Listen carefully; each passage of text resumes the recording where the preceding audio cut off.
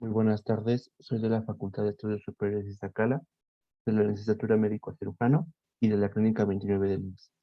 En esta ocasión les vamos a presentar lo que es el estado hiperglucémico hiperosmolar y bueno, el equipo A se lo va a presentar. Yo les voy a dar la definición y la epidemiología. En cuanto a la definición, es una de dos alteraciones metabólicas graves que se presentan en los pacientes con diabetes mellitus tipo 2, principalmente, ya que la diabetes mellitus tipo 1 se relaciona más con la cetoacidosis diabética.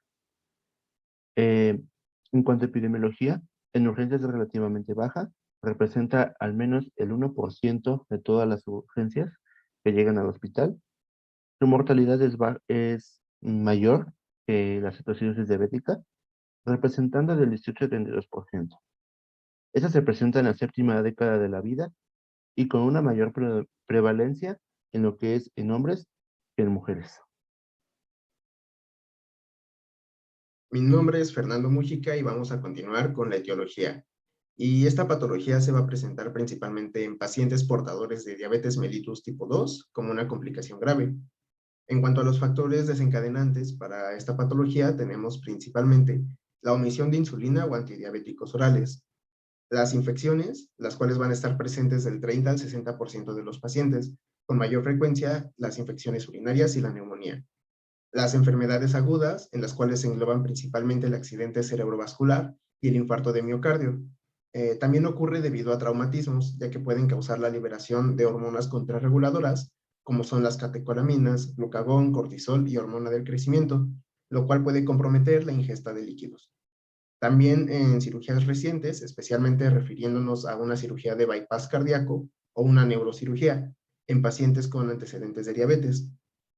Y otro de los factores es el uso de algunos fármacos, entre los que se incluyen principalmente diuréticos tiacídicos, glucocorticoides, beta bloqueadores, litio, antipsicóticos atípicos, como la clozapina y la olanzapina, y también la didanosina, pues estos fármacos pueden interferir con el metabolismo de carbohidratos.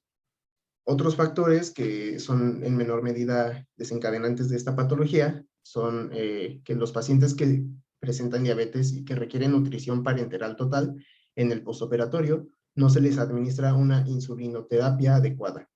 Y también en pacientes con hipertiroidismo y acromegalia que pueden conducir al estado hiperglucémico hiperosmolar, pero esto en menor medida. Ahora pasaremos con la fisiopatología. Y vamos a definir primero lo que es la diuresis osmótica. Y esto se refiere al aumento de la micción debido a la presencia de ciertas sustancias en el líquido filtrado por los riñones.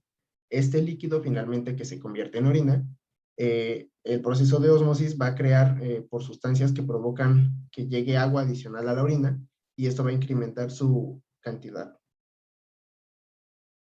Ahora, el estado hiperglucémico hiperosmolar se debe a un déficit de insulina y a un exceso de glucagón, por lo que se impide la entrada de glucosa por las células, acumulándose en el plasma.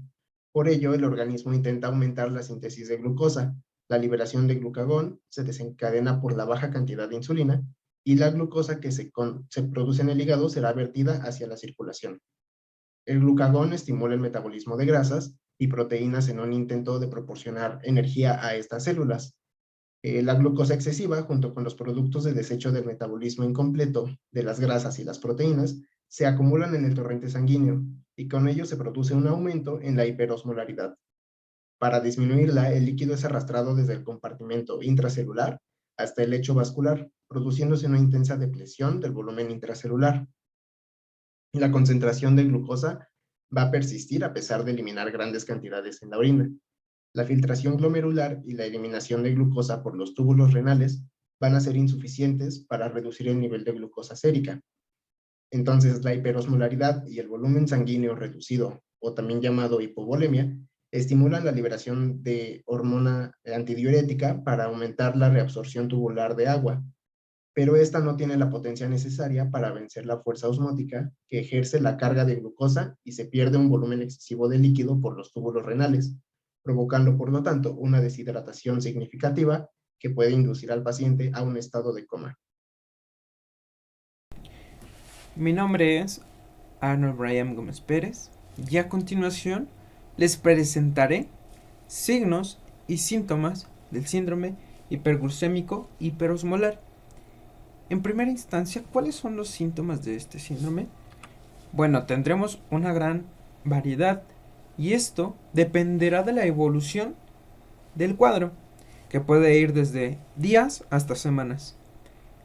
Tendremos fatiga, visión borrosa, que irán desde síntomas digestivos e incluso neurológicos.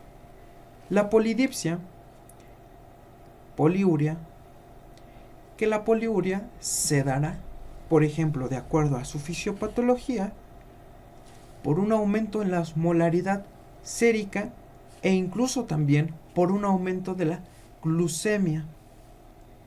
Podremos ver calambres musculares, pérdida de peso o incluso digestivos. Síntomas digestivos a razón de una deshidratación. Esto debido a la poliuria. En estos pacientes que tienen una larga evolución, se tiende a desarrollar un hígado graso, por lo cual otro de los síntomas es dolor en el cuadrante superior derecho.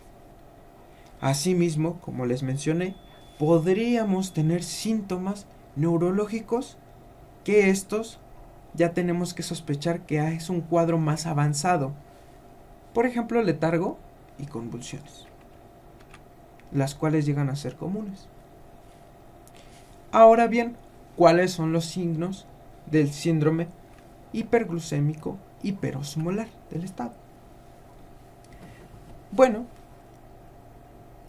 la deshidratación, que porque los riñones tienden a vaciar, por así decirlo, o disminuir los niveles de osmolaridad sérica, llevan a una poliuria, y esta poliuria llevará a una deshidratación, ya que se pierdan muchos iones, lo cual veremos menos turgencia en los pliegues de la mano, así como se muestra en la imagen. También tendremos hipotensión, taquicardia, ya que es consecuente a la disminución del volumen urinario, llevándonos a una hipovolemia, y esta hipovolemia a hipotensión y taquicardia. Asimismo, tendremos una hipoperfusión tisular. ¿Y cómo diagnosticamos a este estado hiperglucémico hiperosmolar? De acuerdo a la GPC, se tienen ciertos criterios en los cuales podremos observar diversos valores como la glucosa, que es muy importante, y esta es mayor o igual a 600 miligramos sobre decilitro. Existirá cetonuria. Esta puede ser leve o ausente. El bicarbonato lo tenemos que observar mayor a 15 miliequivalentes sobre litro. El pH mayor a 7.3. La osmolaridad sérica efectiva mayor o igual a 320 miliosmoles sobre kilogramo. Y aquí es muy importante también irnos a un cuadro clínico, como son las alteraciones del estado neurológico, que pueden ser variables, y como les había mencionado, puede haber somnolencia, estupor, coma o incluso convulsiones. Soy Itzel García y voy a continuar con el tratamiento. El primer paso que se debe hacer es la fluidoterapia. Está principalmente para reponer el déficit de líquidos en las primeras 8 horas. Vamos a tener que cuando hay una hipovolemia severa se va a recomendar solución salina al 0.9% a una velocidad de 15 a 20 mililitros por kilogramo. Aquí tenemos dos opciones. Cuando el sodio está corregido y es mayor a 135 miliequivalentes por litro, la solución salina es al 0.45%. Pero cuando el sodio corregido es menor a los 135 miliequivalentes por litro, la solución salina es al 0.9%. El siguiente paso es la terapia con insulina. Esta se inicia cuando la concentración de potasio es mayor a 3.3 miliequivalentes por litro. La primera opción que se tiene es que se dé un bolo de 0.1 unidades internacionales por kilogramo de insulina humana de acción rápida regular de forma intravenosa. Y la segunda opción que se tiene es que se dé una infusión de 0.05 unidades internacionales por kilogramo por hora de insulina humana de acción rápida regular intravenosa. De igual forma, cuando el paciente tenga los criterios de resolución, se va a administrar insulina humana de acción intermedia de forma subcutánea y se va a continuar con la insulina humana de acción rápida. Esto para evitar que el paciente tenga alguna recaída.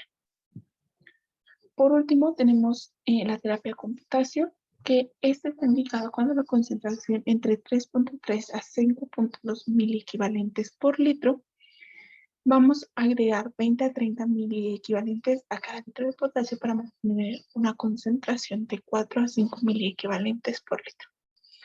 Cuando tenemos que nuestra concentración es menor a 3.3 miliequivalentes, se va a suspender la terapia con insulina y se va a iniciar con 10 a 20 miliequivalentes por hora de potasio. Aquí está el algoritmo que básicamente nos ayuda a resumir todo lo que ya se mencionó. Y como recordamos, se inicia con la solución salina en caso de que el sodio esté corregido, sea mayor a 135. Esta solución salina se corrige al 0.45 y si es menor, la solución salina se corrige al 0.9%.